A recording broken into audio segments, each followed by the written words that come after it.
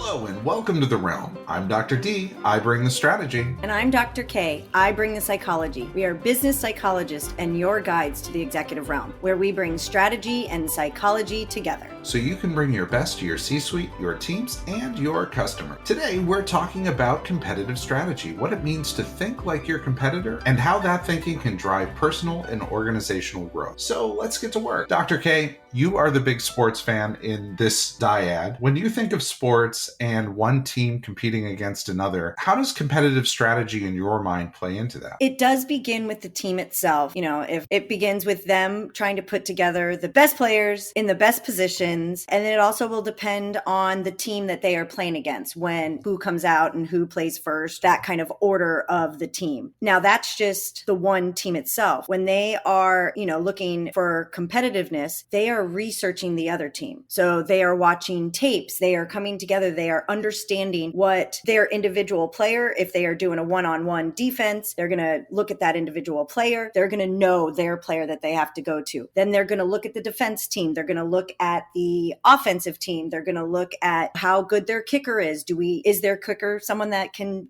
kick far? And we've got to be careful with that. What the quarterback does. Is the quarterback slightly hurt? Have they been injured? Even the smallest injury can change the way a player is. If we want to put that into the business world, every little aspect, when we're talking about strategy, we have to look at every component that an organization has. We have to look at that because one little part can change everything. Many organizations get stuck within their four walls and think about what they're doing and how they're doing it, but leave the thinking about the competitors to other people in their organization. They might have a strategy team, or maybe the senior executive team are the ones that are thinking most about market positioning and that sort of thing. But it really is important for leaders up and down the responsibility level in an organization to be thinking about competitive strategy. If you're a leader over a customer service organization, you have to be thinking about how your competitors provide service, and are you doing it in a different, better way? What your strengths and what your weaknesses are. Or if you're in engineering, what products and how are you developing and going to market? Are you trying to copy what others are doing and doing it cheaper? Or are you really trying to be a thought leader in the way that you're going to market with your products? Those same concepts that people are very comfortable thinking about for those that are big into sports, they all hold true to business too. It's just hard for leaders in their day-to-day role to step out of themselves and emerge into a strategic thinking role and actually set time out of their day, out of their month, out of their week to actually think about it. Absolutely. And that's where, in my opinion, that's where we always talk about communication being transparent. Organizations or leaders need to, as we've talked about, if someone has an idea, or if I read this article about this organization that we're trying to compete against, to allow that person to come in and say, hey, I noticed this. Because we don't know, something very small could be the big game changer for any organization. It's important not only for the leaders to look for these things, and also a strategic team. That's why we put those together. It's allowing room for any employee. We've talked before about the power of rivalry, and having a competitive rival is important. In sports, it's important in business. It shapes the organization into a focused group of people that are actually targeting a common enemy. It's not really an enemy, but when you think about rivalry, there is another organization out there that's doing a better job at taking your customers away from you and maybe offering a better product, maybe offering better service. Whatever that differentiator is for them, they're doing a good job acquiring customers from you. So you have to think about who is that rival, and maybe you're the small upstart and there is a juggernaut out there that you're trying to get a piece of their business. What are you going to do that is different and better and distinctive in the way that another organization's doing it? Aligning the organization around one rival, not just trying to sweep the whole market, but around one rival at a time, is a strong approach to market strategy. If I was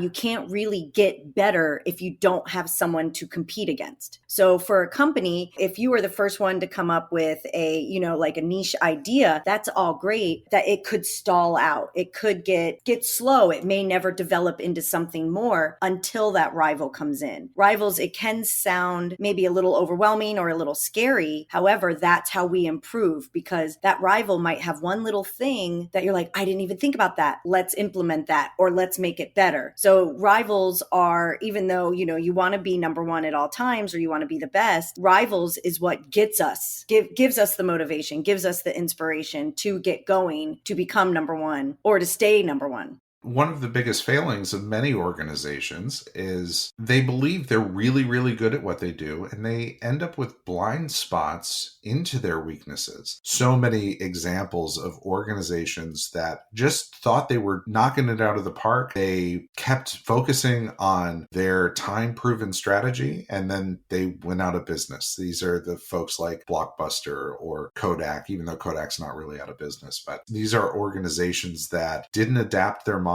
They didn't keep an eye on who was coming up behind them, and they ended up fundamentally out of business. You look at a company like BlackBerry, for example. BlackBerry dominated the business market in the early 2000s. They had what could arguably at the time be called the best smartphone. And then all of a sudden, out of nowhere, Apple said, we're going to target BlackBerry and the business market. And BlackBerry took their eye off the ball. It was a couple of years. They were not the leader in the market anymore, and Apple had completely taken over.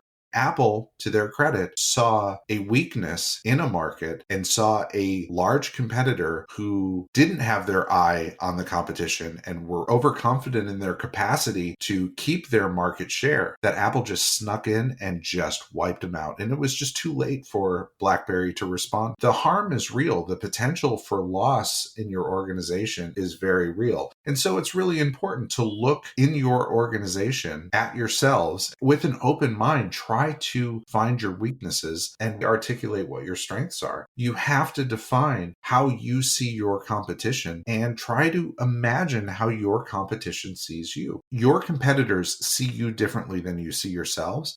And if your competition, if your rivals out there have that level of overconfidence of a BlackBerry or a Blockbuster, then you can exploit that to your benefit. You have smart people in your organization. You have to be thinking about what the competition is doing. So you have to be on the offense, and you have to be thinking about who's coming after you. Yeah, absolutely. Even if your company is high up, there's always going to be another company or organization, they're watching you. So just because you're at the front of the pack, you need to make sure that you got someone that's looking behind you. You got to have eyes, in the back of your head at all times, because someone's going to come barreling through. You need to have people put in place in your organization or on your strategic team, always looking for the shoulda, coulda, wouldas before they become the shoulda, coulda, wouldas. Maybe they start with the what ifs. When we're looking future events, it's what if, what if, what if. So have someone that's questioning the what ifs, because if you can come up with that what if, there's a good possibility that someone has already come up with the what if and is already working on it. So you want to have someone having that hindsight bias or the Monday morning quarterbacking. That's not getting you anywhere. It's already passed. It's already happened, done and over. It's asking those what ifs.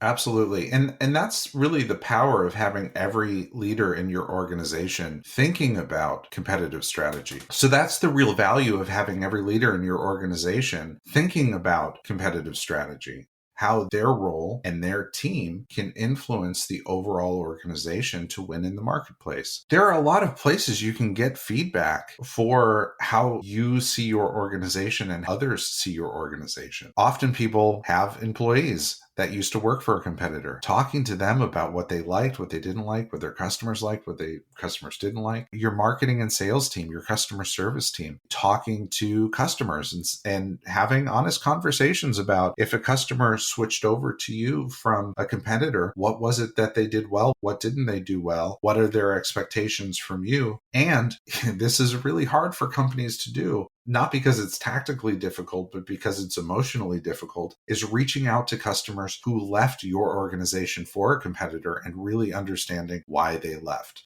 That feedback, customers will tell you. They will absolutely tell you why they made the choice.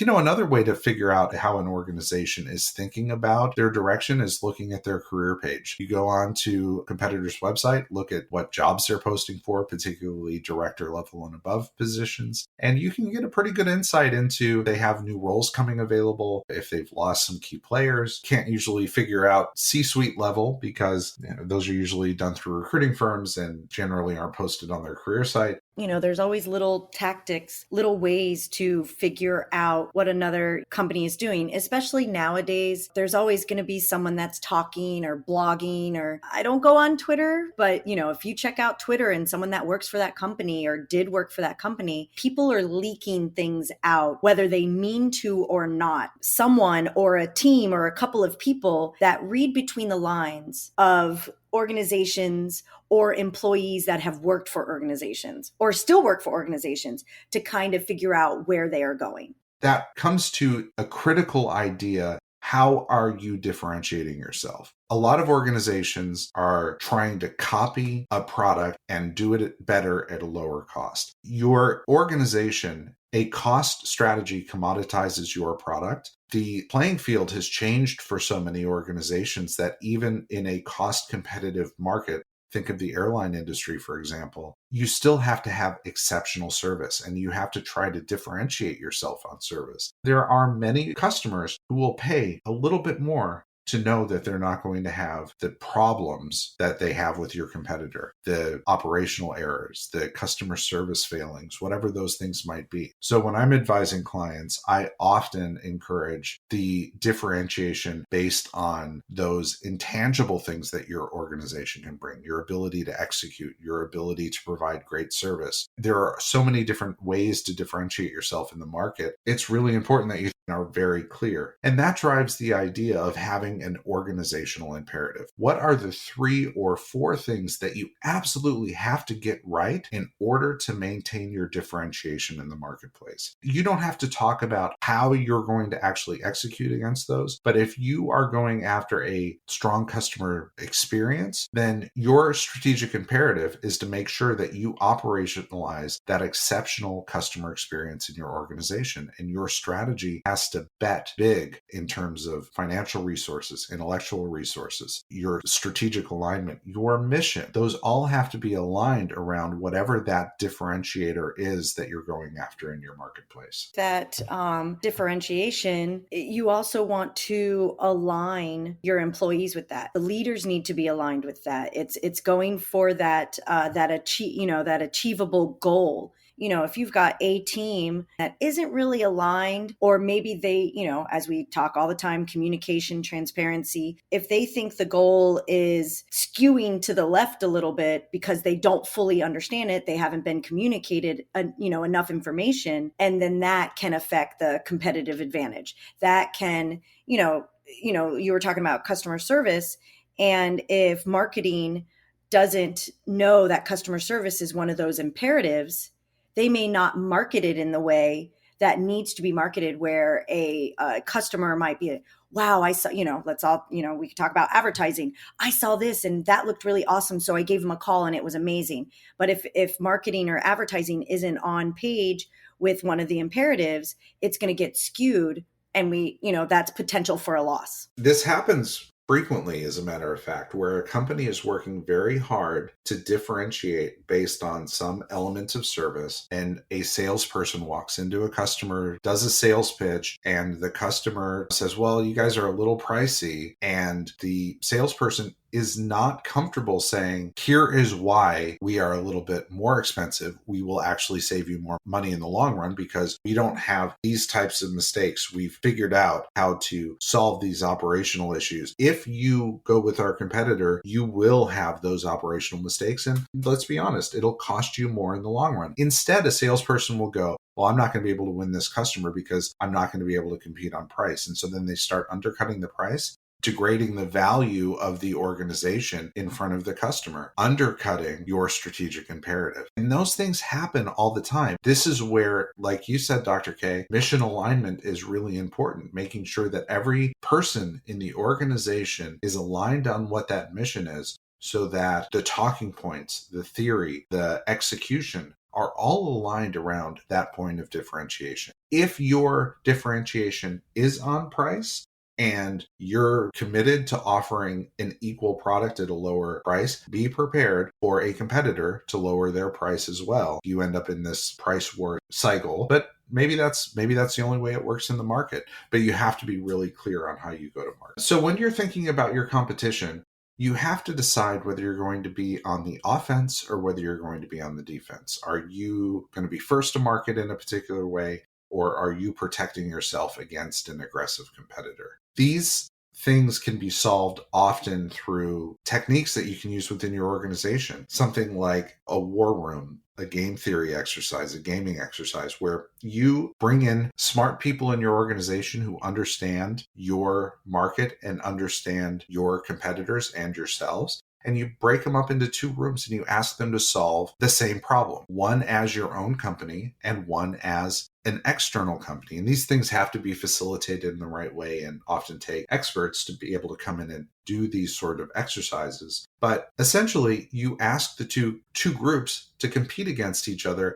as though they were yourselves and your competitor. You think through so many different opportunities you might not have thought through if you were just trying to imagine what your organization might look like. So it brings some level of real thinking and real strategy to your work. And then you compare notes when you're done. And then it might actually expose a weakness that you have within your own organization, or you might find an opportunity that nobody in your market has gone to, and you might be able to get there first. So these are really great ways of getting people in your organization to start thinking about the mission. And it's really important that it's not just senior level people in these exercises. It's great exposure for mid-level managers or even some staff to be a part of, because they see things in your organization that you don't necessarily see yourself as a leader. It's important to remember, as a leader, everybody has a different way of thinking. As we talked about, different leadership styles, and people have different psychological types within themselves. If we bring together, as you talked about, the war room, or it's going to broaden how much information, in a good way. It's not going to overwhelming information, but it's going to broaden the information, or the ideas, or the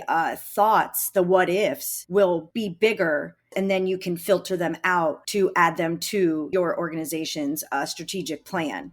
And allowing that space is... Diversity in voices certainly make a difference. Absolutely. It does, for sure. All right, Dr. D, what can leaders take away from this discussion today? Well, it's important to understand deeply who are your competitors, what is your organization's perception of your competition and yourselves. Understand how your competition perceives you. Ask your customers and employees, those who were with your competitors previously, do they agree with the way that you think about yourself? Don't go after the whole market. Pick a strong rival. Outline their strengths and weaknesses, and outline your own. Does your competitor have potential weak spots where your strengths can be used? Do you have weak spots that your competitors can exploit? War room scenarios and game techniques can test your organization. These are not only to sharpen your competitive focus, but also generate ideas and strategies which may strengthen your organization. Be clear about your path to market against your chosen rival. Are you going to lead or follow? Compete on price or through other differentiation? Are you going to be on the offense, or are you going to play defense? Once you understand these, define your strategic imperatives. What are the 3 or 4 mission-critical objectives that you have to get right to win against your primary rival? Measure them and estimate how your competition might be performing in those same areas. Align your organization through your strategic planning process. Reinforce your mission. Align your organization through your strategic planning process. Reinforce your mission and monitor the market. Remember, bringing in diverse voices brings in diverse perspectives and can help you strengthen your competitive strategy. So with all that said, Dr. K, what's on tap for next week? Next week, we will be talking about trust at work. How trust is cultivated, earned, and maintained.